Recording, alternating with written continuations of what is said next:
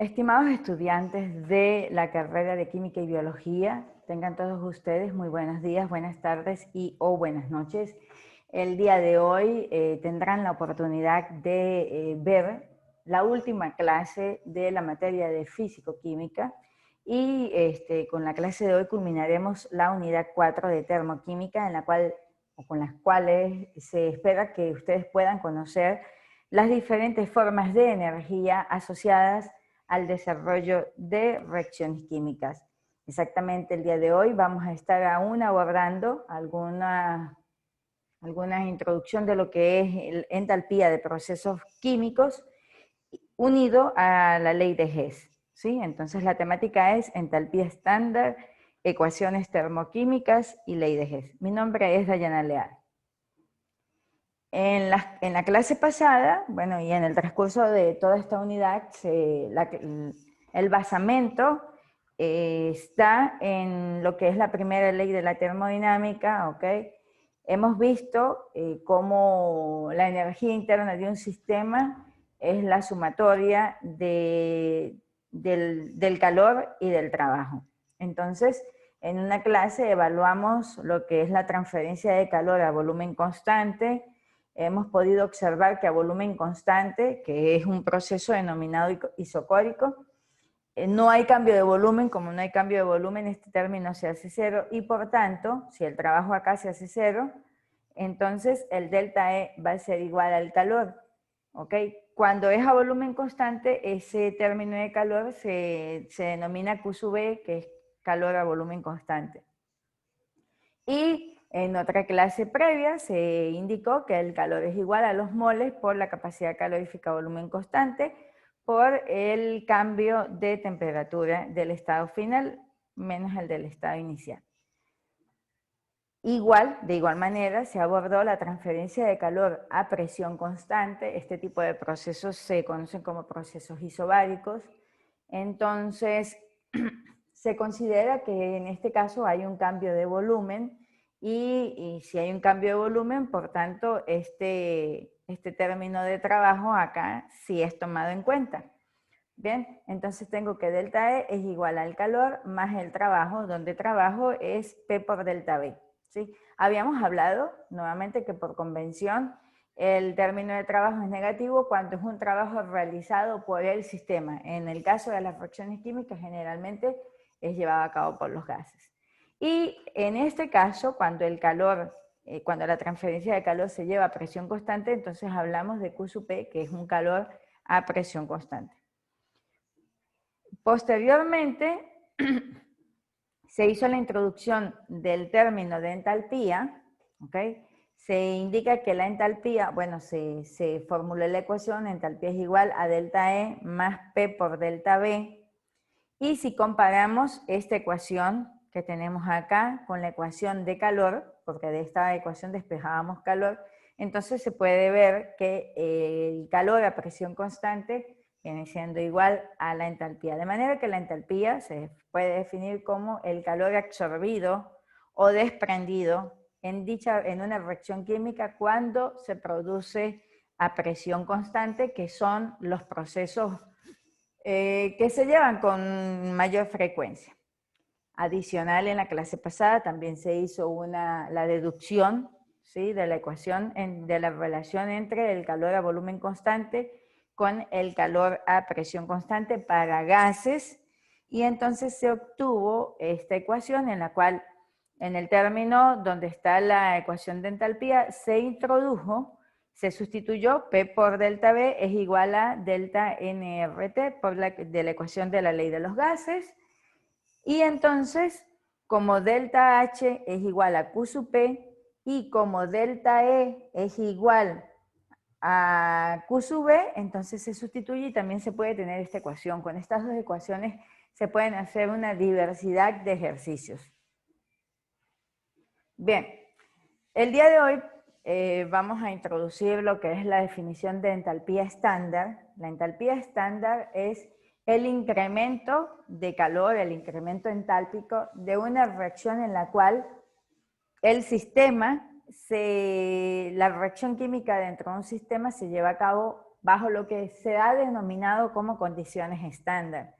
Ya lo hemos visto previamente en el tema, ustedes en las otras químicas, en lo que es la ecuación de los gases ideales, se ha hablado de condiciones estándar. En equilibrio químico también se dice que en general se ha denominado como condiciones estándar cuando la presión es igual a 1 atmósfera, la temperatura es 25 grados centígrados, que equivalen a 298 Kelvin, y si hay sistemas líquidos acuosos, entonces la concentración de la disolución debe ser igual a 1 molar. Y bajo esos criterios, entonces indicamos que estamos bajo condiciones estándar. Se expresa, entonces como hablamos de entalpía realizada a condiciones estándar, entonces ya se pasa a hablar de lo que es un delta H estándar. Esto es definido como la entalpía estándar. Y bueno, se mide en joule o kilojoule, dependiendo. Bien. A continuación, se observa lo que se conoce como ecuación termoquímica. Una ecuación termoquímica es aquella en la cual se expresan tanto los reactivos como los productos, indicando los estados físicos que son de gran importancia y adicional, añadiendo el valor de la variación energética, conocido como delta H estándar, ¿ok? La entalpía estándar. Entonces, cuando tenemos esta ecuación, una ecuación química normal, pero que nos indica el estado físico, además también nos puede indicar el estado alotrópico y la entalpía estándar, entonces en esos casos decimos que estamos hablando de ecuaciones termoquímicas. En las ecuaciones termoquímicas es muy importante colocar los estados físicos. ¿Por qué? Por ejemplo, acá tenemos el delta H de formación, por ejemplo, del agua en estado gaseoso a partir de hidrógeno, oxígeno que produce agua en estado gaseoso. Su delta H es menos 241,4 kilojoule. Pero en general en los libros van a encontrar indicado esto en kilojoule por mol, así que vamos a colocarlo acá. ¿Por qué kilojoule por mol? Porque en este caso, en este tipo de ecuaciones, el balanceo, la forma en cómo esté hecho el balanceo de ecuaciones es muy importante. Generalmente se está hablando de por un mol. Mientras que en este otro caso tenemos la misma ecuación termoquímica, pero el balanceo se ha hecho de un modo diferente. Acá podemos evaluar 2 átomos de hidrógeno, 2 átomos de hidrógeno. Aquí este 2 se va con este 2, así que me queda un oxígeno y acá tengo un oxígeno. El delta H estándar para esta ecuación es menos 241. Tengo acá la misma ecuación, pero lo balanceamos de forma diferente. Y entonces ahora decimos 2 por 2, 4 hidrógeno, 2 por 2, 4. Acá tengo 2 oxígenos y acá 2 por 1, 2. Pero en este caso ahora hablamos de 2 moles de hidrógeno, ¿ok? Y entonces el delta H, como es, el delta H se va, a diferencia del tema de electroquímica, acá el delta H sí se tiene que multiplicar por el coeficiente por el cual se balancea la ecuación. Mientras que en el caso de electroquímica, eso no era afectado. ¿Okay? Entonces, bueno, acá hacen la acotación, el delta H depende del número de moles que se formen o que se produzcan. Por tanto, si se ajusta la ecuación colocando dobles coeficientes, también hay que ajustar el delta H multiplicándolo por 2. ¿Bien? La entalpía estándar, entonces, es denominado como el incremento entálpico de una reacción en la cual tanto reactivos como productos están en condiciones estándar, ya lo dijimos previamente. Y también se habla de lo que es la variación de entalpía estándar completa de la reacción. La variación de la entalpía estándar, denominada delta H de la reacción, es igual a la sumatoria de la entalpía de los productos en condiciones estándar menos la sumatoria de la entalpía de los reactivos en condiciones estándar también. ¿Sí? Y en las ecuaciones termoquímicas, adicional a todo lo que ya habíamos mencionado anteriormente, que los reactivos se expresan tanto los reactivos como los productos, indicando entre paréntesis su estado físico, y luego el delta H. Pero más allá de eso, acá por ejemplo les muestro el delta H de formación de agua, pero de agua en estado líquido, y del delta H de formación, por ejemplo, de agua en estado sólido. Y dependiendo del estado físico puede observarse como hay un cambio en la entalpía de formación. Entonces, este es uno de los motivos por el cual hay que expresar, y es de gran importancia expresar el estado físico, porque aunque tenga las mismas moléculas, dependiendo del estado físico, la energía interna y la entalpía va a ser diferente, ¿ok? Pero más allá de eso,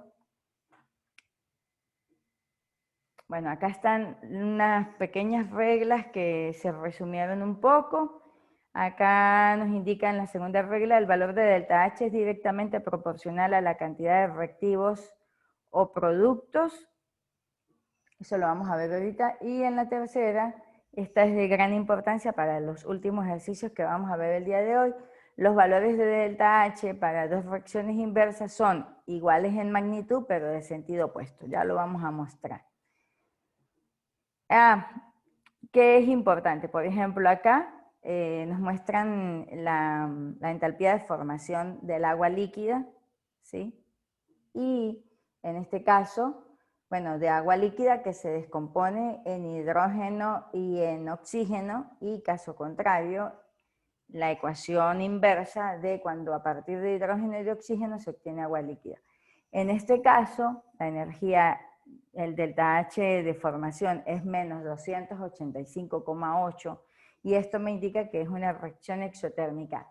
¿A qué nos vamos a referir con reacción exotérmica? Pues habíamos dicho que por convención, cuando el signo negativo era atribuido al trabajo realizado por el sistema, cuando el trabajo era realizado por el sistema o cuando el calor era cedido por el sistema. Entonces, como acá tiene un signo negativo, lo que me indica es que en esta reacción química se está desprendiendo calor. Caso contrario, cuando por convención se ha asumido que el signo positivo significa que un agente externo o del exterior se le está suministrando energía al sistema, es decir, que ese sistema está absorbiendo energía, y en este caso, cuando hablamos de calor, como el delta H es el calor cedido o absorbido, entonces hablamos de que esta reacción química absorbe calor, y por lo tanto es una reacción endotérmica.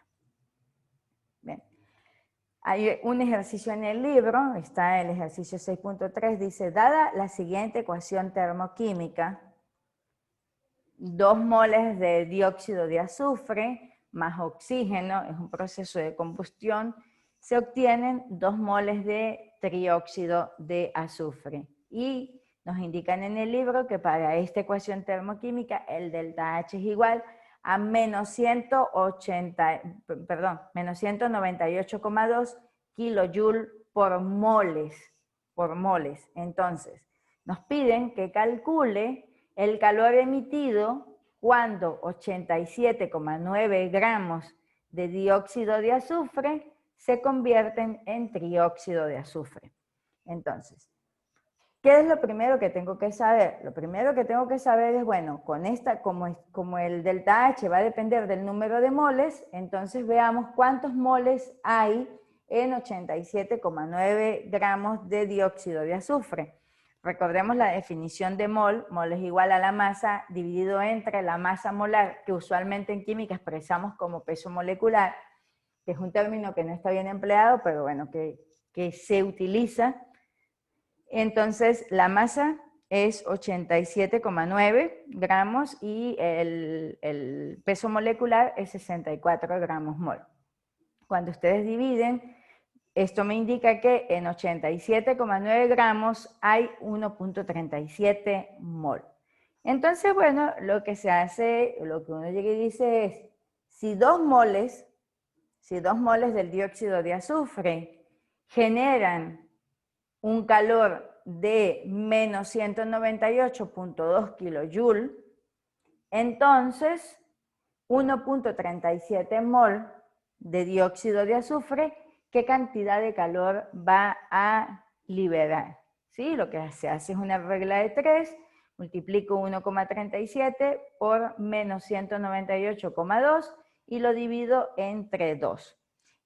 Y eso me indica que el delta H para 1.37 moles, que es esta cantidad de masa, libera un calor de 136 kilojoules por esa cantidad de moles. El libro no lo plantea así, ¿ok? En el libro me dice, en la ecuación termoquímica muestra que por cada 2 moles de dióxido de azufre, por cada 2 moles se desprenden 198,2 kilojoules. Y ellos lo colocan como un factor de conversión, que no sé cómo sacarían ustedes así, sin más ni más, es un tanto complejo. Yo puedo decir de esta manera, 2 moles generan esta cantidad de calor, pero en el libro lo coloca como un factor de conversión y luego lo que dicen es el delta H es igual a la masa, efectivamente la dividen entre la masa molar, este proceso que tienen aquí es el cálculo de moles, y luego lo multiplican por el factor de conversión para hallar el delta H. Entonces, en el libro lo explican de un modo, ustedes están en la capacidad, tienen el libro en el e-virtual, y además tienen el libro que se distribuyó por el grupo de WhatsApp, entonces pueden leer el libro y ver de qué manera lo pueden comprender mejor. Se procede entonces a hablar de lo que es la entalpía de formación. ¿Sí? Inicialmente se indica que la entalpía estándar de formación de un compuesto se va a denominar delta H de formación estándar, es igual al cambio de entalpía de la reacción en la que se forma un mol de ese compuesto a la presión constante de una atmósfera y una temperatura fija de 25 grados centígrados a partir de los elementos que lo componen en sus estados estables a esa presión y temperatura. Vamos a hablar de una entalpía de formación de un elemento químico, pero cuando está en su reacción química más estable. Por convención, la entalpía estándar de formación de cualquier elemento en su forma más estable, en lo que ya se ha estudiado y se evidencia que es su forma más estable, es cero, se ha considerado que es cero. Y tomemos como ejemplo el caso del grafito y del diamante, que son formas alotrópicas, que es un alótropo, son sustancias que tienen la misma fórmula química, pero que cristalizan o que sus arreglos químicos se producen de distintas formas, tanto a nivel tridimensional como en distintos procesos de formación. Entonces, el grafito, por ejemplo, tiene una cristalización un poco más rápida, a veces no es tan ordenado, no es que deje de ser ordenado, ¿sí? Pero se da a una velocidad más rápida y ese es el motivo por el cual el grafito es económico, mientras que el diamante para llegar a un equilibrio necesita un tiempo más largo y eso es lo que hace que, por ejemplo, el costo del diamante natural, porque hay diamantes sintéticos, sea un poco más costoso. Como lleva tanto tiempo formarse, pues eso de que lo bueno se hace esperar tiene un costo en ese proceso. Bueno, como el grafito se produce más rápido y tiende a ser más estable, entonces se le ha atribuido que el delta H de formación para el grafito es igual a 0, mientras que en el caso del diamante el delta H de formación medido es 1.90 kilojoules por mol. Ellos tienen la misma fórmula química. En el libro muestran una tabla de entalpías estándar de formación de algunas sustancias inorgánicas, ¿sí? Y entonces acá van a tener los valores medidos para estas distintas sustancias. A partir de esta teoría se van a poder hacer ejercicios. Se habla que en la entalpía estándar de formación, se dice que la entalpía estándar para una reacción es igual a la suma de las entalpías estándar de la formación de productos, los productos, menos la sumatoria de la entalpía de formación de los reactivos. Veámoslo. Bueno, tomen en cuenta que para las especies elementales en su estado estable, el delta H de reacción es igual a 0. Veamos la parte teórica. Para una reacción química, que la han visto antes, A moles de A más B moles de B, que producen C moles de C más D moles de D, en este caso se cumple que el delta H de la reacción, el calor de la reacción total, va a ser igual a los delta H de formación del producto, que viene siendo C, los moles del balanceo, multiplicado por el delta H de formación de la especie C, más los moles de D, los moles D, por el delta H de formación de D. Veámoslo con un ejemplo porque con estos símbolos es un poco difícil de dejarlo de visualizar. Y tenía que era el delta H de formación de los productos menos el delta H de formación de los reactivos. Fijémonos en este ejemplo. Dadas las entalpías estándar de formación para el tricloruro de fósforo en estado líquido, que me indican que es igual a menos 317,7 kJ, y para el pentacloruro de fósforo en estado sólido, cuyo delta H de formación de estándar es menos 454,8 kJ, entonces en el ejemplo piden, dice, calcule el cambio de entalpía estándar de la reacción. Están pidiendo que calcule esto para la siguiente reacción química. Tricloruro de fósforo en presencia de cloro en estado gaseoso que produce pentacloruro de fósforo. Tenemos la ecuación química. Se debe verificar que la ecuación química esté balanceada porque estos coeficientes estequiométricos, los numeritos que se colocan adelante cuando se balancea la ecuación, que se conocen como coeficientes estequiométricos, van a influir en el delta H. Verifico un átomo de fósforo, 3 más 2, 5 cloros. En este caso en particular, la ecuación química está balanceada, así que no voy a tener que anteponerle nada a los delta H. El delta H de la reacción total va a ser igual. Bueno, en la solución me dicen que tome en cuenta que el cloro en estado gaseoso es la forma más estable del cloro, así como el hidrógeno en estado gaseoso, el oxígeno O2 en estado gaseoso, ¿ok? Ellos son sus formas más estables y entonces en este caso, para esta especie química, el delta H de formación es igual a 0. Si ya sé que el delta H de acá es igual a 0, entonces puedo decir que el delta H total de la reacción va a ser igual a el delta H de los productos, que es el delta H del pentacloruro de fósforo, acá lo tengo, menos el delta H del reactivo, que es tricloruro de fósforo, ¿ok? Introduzco los valores. El delta H del pentacloruro de fósforo es menos 454,8 kJ, menos el delta H del tricloruro de fósforo, que es menos 317. Ya sabemos que menos por menos da más, y entonces lo que hacemos es que restamos, ¿sí? Menos 400, bueno, sumamos en realidad, es como se dice, sumamos menos 454,8 más 317,7 y el resultado es menos 137,1 kJ. ¿Ok? Veamos este otro ejemplo, ¿sí? Dice, Conocidas las entalpías estándar de formación del butano, que es un compuesto que ustedes van a ver en química orgánica en los siguientes semestres, C4H10.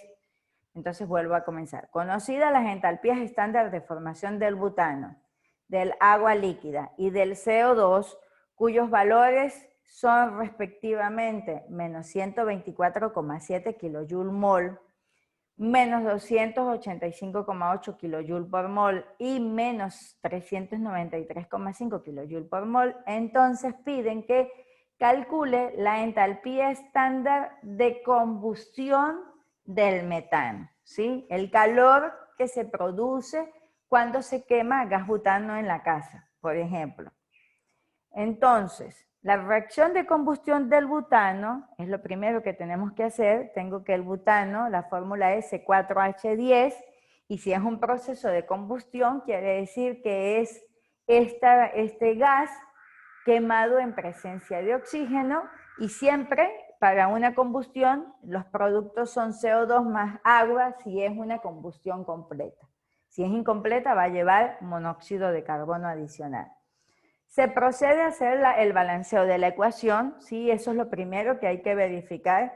Carbono 4, 4 por 1, 4, hidrógenos 10, 5 por 2, 10.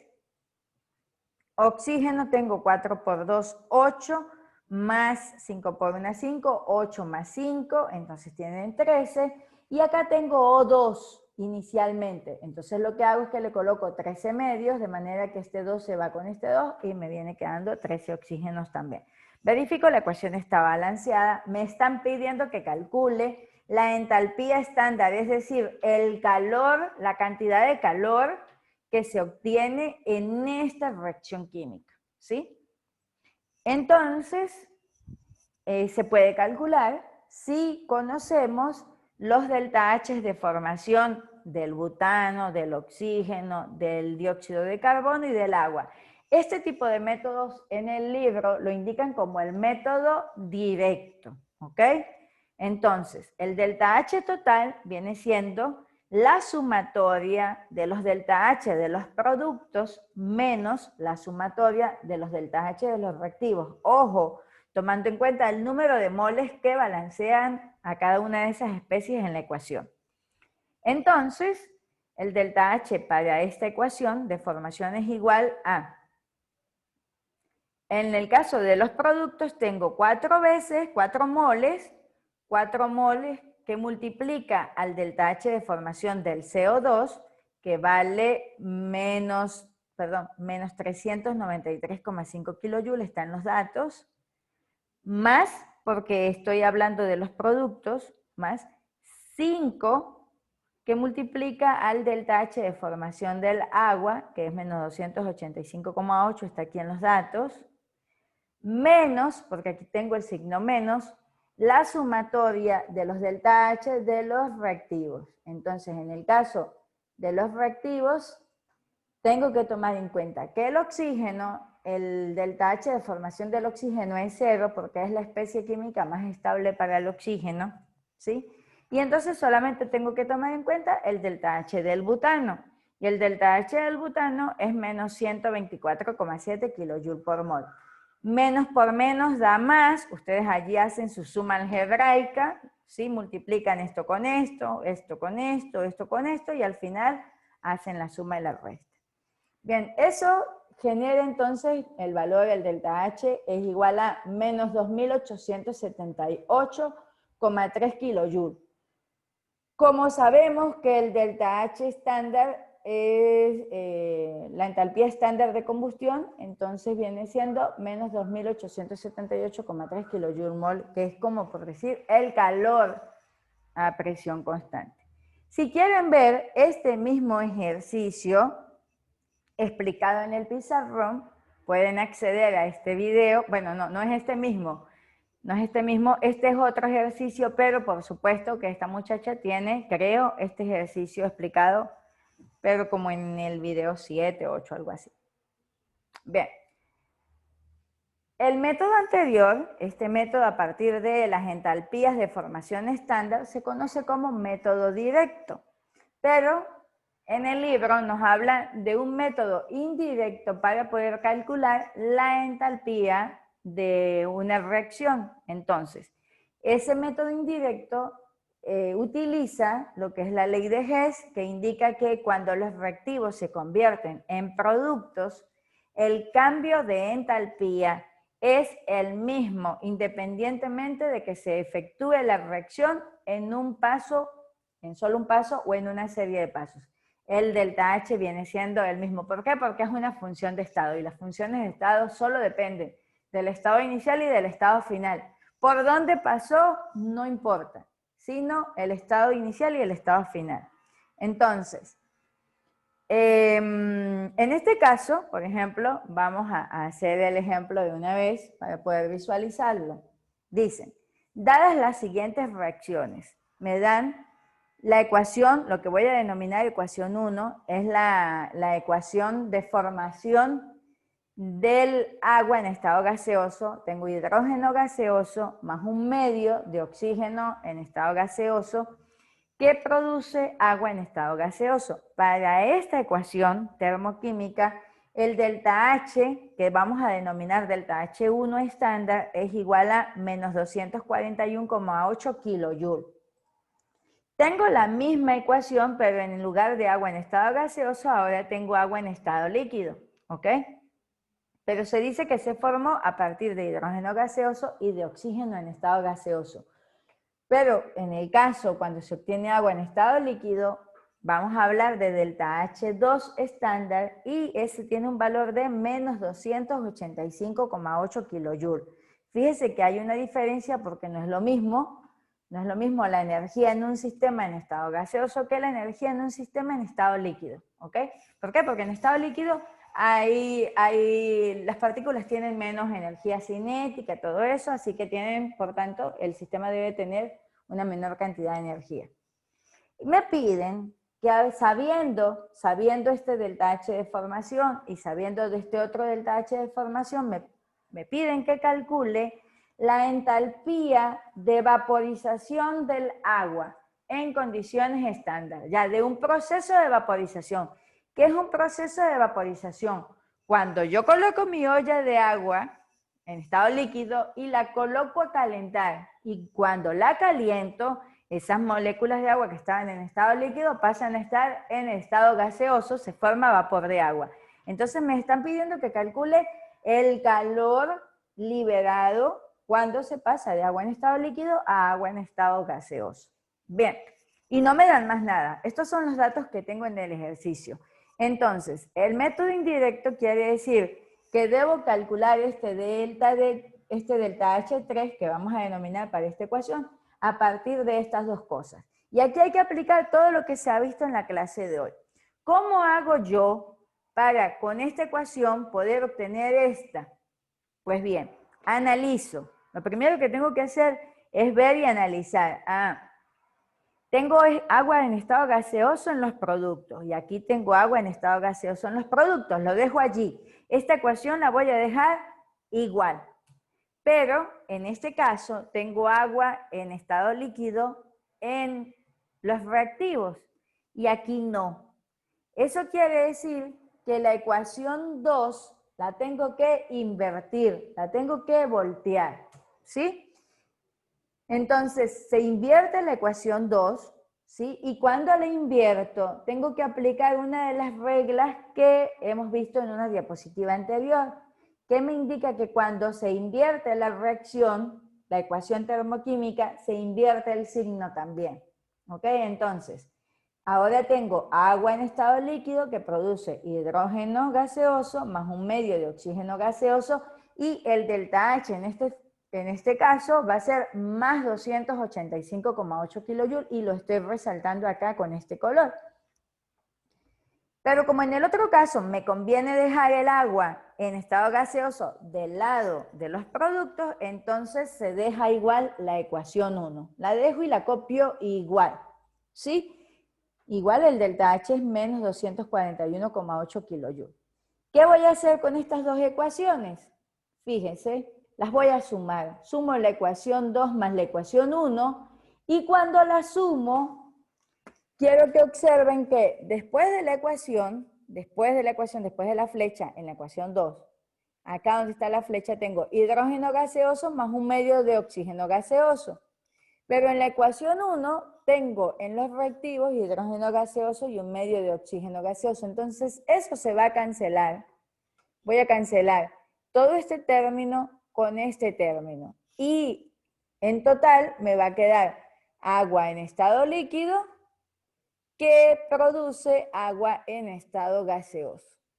Los delta H también se suman, entonces el delta H para esta ecuación es la suma del delta H2 más el delta H1, que es 285, menos, porque más por menos, 241,8 kilojoules. El resultado de ello es 44 kilojoules. Entonces el calor de vaporización, el calor que se libera para pasar agua de estado líquido a agua en estado gaseoso es 44, equivalente a 44 kilojoules. ¿Sí? En el libro nos dan este ejemplo para visualizar un poco. Dicen, calcula la entalpía estándar de formación del acetileno a partir de sus elementos. Me dicen, calcule la entalpía estándar de formación del acetileno y me dan la ecuación química. 2 moles de carbono en grafito, como grafito, más hidrógeno en estado gaseoso, esto es elemental, así que el delta H de él debe ser 0. Esto produce C2H2 en estado gaseoso. Nos indican las ecuaciones para cada etapa y los cambios de entalpía para cada una de las diversas etapas correspondientes son, para el caso del grafito, carbono más oxígeno que produce CO2, esa ecuación libera un calor delta H igual a menos 393,5 kilojoules por mol. ¿Por qué digo liberan? Porque tiene un signo negativo. ¿Ok? Quiere decir que cuando yo quemo carbón se genera calor, y eso lo sabemos. Bien, en la siguiente ecuación, es otra ecuación elemental, me muestran hidrógeno, que en presencia de oxígeno produce agua en estado líquido, y el delta H para esa reacción es menos 285,8 kilojoules por mol. Y al final me dan la ecuación del acetileno, que en presencia de oxígeno produce CO2 más agua. Es una reacción de combustión normal, ¿sí? De un compuesto carbonado. Entonces, me están pidiendo que calcule el delta H de él. ¿Y qué tenemos que hacer? Lo coloqué acá, lo coloqué escrito porque no sé si todo el mundo ve el video. Corresponde pensar cómo unir las ecuaciones A, B y C para poder obtener esta ecuación. Y tengo que pensarlo, tengo que analizar. Por ejemplo, yo digo, bueno, tengo que tener 2 carbonos del lado de los reactivos, pero aquí tengo uno solo. ¿Qué tengo que hacer? Pues multiplico la ecuación A, la multiplico por 2, para poder obtener 2 carbonos. Y cuando multiplicaba la ecuación, ¿se acuerdan que al principio vimos que también había que multiplicar el delta H? Entonces, por eso estoy explicando el ejercicio. Ahora tengo 2 por 1, 2 carbonos, 2 por 1, 2 oxígenos, 2 por 1, 2 CO2. El delta H de la reacción va a ser igual a menos 393,5, también multiplicado por 2, y eso da un valor de menos 787,0 kilojoules por mol. Bueno, ya tengo por acá por lo menos de dónde voy a sacar 2 carbonos. Ahora, el del hidrógeno, como tengo H2 y aquí tengo H2, esa ecuación se va a quedar igual. La ecuación B se deja igual. Pero luego tengo en el lado de los productos, tengo el C2H2, que es el acetileno. Y aquí no lo tengo en el lado de los productos, lo tengo en el lado de los reactivos. ¿Qué tengo que hacer? Para que me quede en el lado de los productos, tengo que voltear la reacción, invertir la reacción. Y eso incluye que cuando le invierta, le voy a invertir también el signo, ¿sí? Entonces, lo otro es, aquí tengo un solo CH2 y aquí tengo 2. ¿Qué tengo que hacer? Dividir por 2 toda esa ecuación. Entonces, ahora me lo colocan. Fijémonos, acá tenía 4CO2 dividido entre 2, 4 entre 2, 2CO2. 2 moléculas de agua, 2 dividido entre 2, una molécula de agua, que produce 2 entre 2, 1, una molécula de acetileno, y 5 entre 2, lo vamos a colocar como 5 medios, porque en las ecuaciones uno no suele colocar decimales, ¿ok? Se pueden colocar números enteros o fracciones. Y el delta H se va también a dividir entre 2, menos 2.598 kJ por mol dividido entre 2, eso es igual a a 1.299,4 kJ por mol. Bueno, ya tengo de dónde voy a sacar 2 veces carbono, la del hidrógeno la dejo igual, y ya tengo de dónde voy a poder colocar esta otra molécula. Ahora las 1, las 3. La primera ecuación, como nos quedó con el delta H que calculamos, la segunda ecuación la escribí igual, la ecuación B la dejo con el mismo delta H, y la última ecuación que obtuve con el delta H que obtuve. Entonces sumo, ¿ok? Tengo 2 carbonos, lo tengo acá, tengo hidrógeno, lo tengo acá. ¿Y qué pasa con estos oxígenos? ¿Qué pasa con estos oxígenos? Bueno, primero que nada puedo mostrarles que este carbono, yo voy a pasar a añadir por acá, este carbono que tengo acá, para decirles, y le voy a colocar por acá un contorno y una línea gruesa para que lo puedan ver. Ese carbono se va a cancelar. Ay,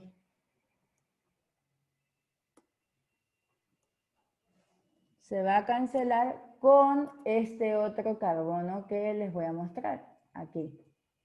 ¿Ven? Este carbono que está acá en los productos se cancela con este otro. Ahora, en el caso del agua, esta molécula de agua que tengo aquí se cancela con esta otra molécula de agua.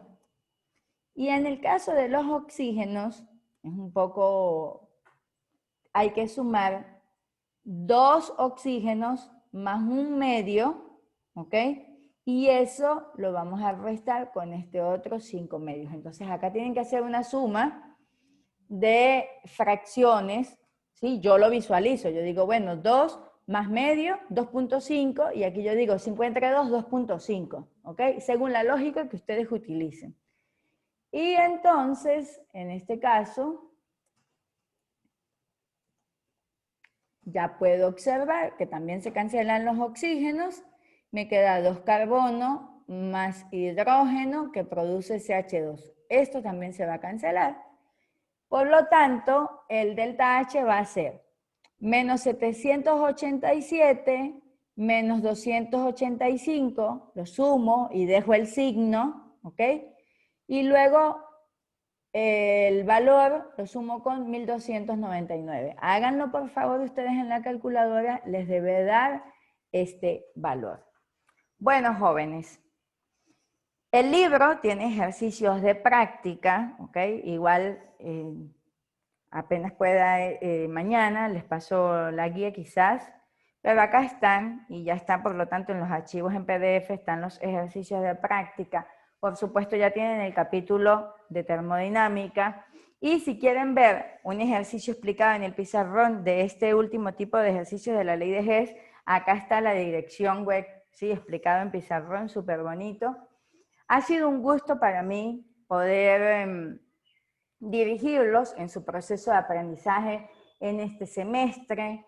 Hemos podido de la mano aprender, ¿sí? Ha sido una época de un gran aprendizaje de cómo abordar la vida, de cómo abordar las diferentes situaciones. Somos un poco nuevos en este tipo de metodología de enseñanza y para ustedes de aprendizaje. y es igual de difícil para ambos entes, pero hemos concluido el día de hoy lo que son las clases teóricas, hemos podido abordar el sílabo completo y espero que todo esto ustedes puedan repasarlo un poco cuando estén ya ejerciendo en el campo de la docencia, pues van a tener oportunidad de, cuando estén planificando las clases, poder acceder a estos videos, poder repasarlo y poder ejercer bien su labor docente. Con esto damos por culminado la unidad 4 y damos por culminado todo el contenido del sílabo de la materia de fisicoquímica. Agradecida por su gentil participación, disposición a aprender y por su atención. Tengan todos ustedes buenos días, buenas tardes o buenas noches.